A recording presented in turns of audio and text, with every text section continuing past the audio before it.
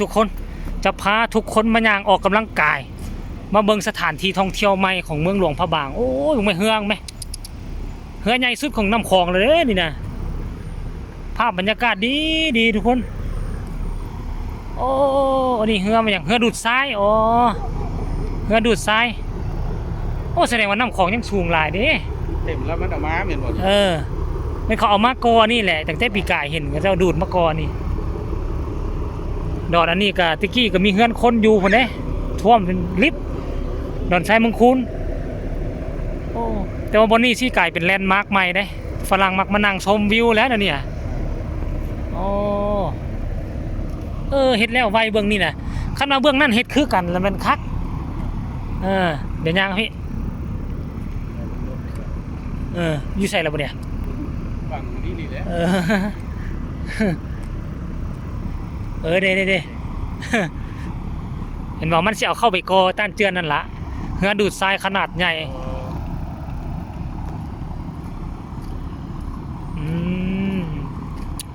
โอ้มันเอาขึ้นกระสูงเติบ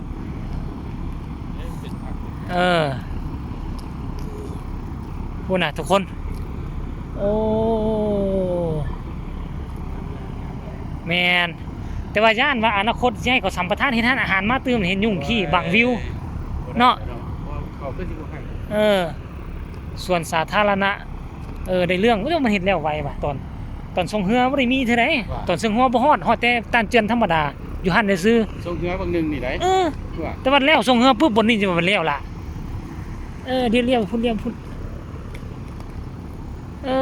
เป็นเดี๋ยวนี้ว่ะเอาห้านกาแฟอยู่หั่นเขาก็มางแล้วบ่โอ้อยู่ฝั่งนั้นเขาเฮ็ดตาฝั่งก่อต้านเจือนแบบสั้นซื่อๆฝั่งนั้นน่ะบ่ได้เฮ็ดส่วนแบบนี้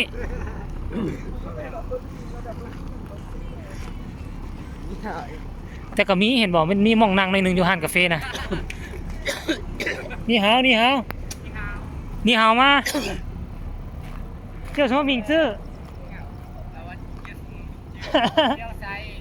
เที่ยวไซใจหนาเหลียใจละบางมา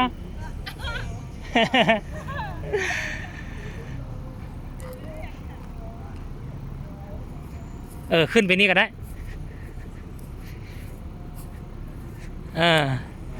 โอ้เขาหักษาห้านกาแฟนี่ไว้เป็นเอกลักษณ์ได้เรื่องวะ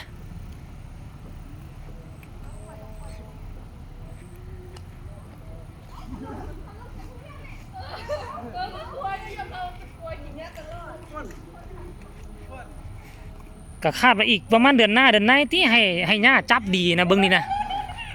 มันเบิดฝนเลยนะต้องได้หดเลยหญ้านี่ยังพันจับดีถ้ายังวางวะอยู่เว้ยอันนี้ก็คือส่วนปากคานสมไม้ของส่วนปากคานเด้อทุกคนเอามาฝากเอามาต้อนกันเพียงซ้ำนี่ละฝากทุกคนกดไลค์กดแชร์เนี่ยเพื่อจะบ่พลาดในคลิปต่อไป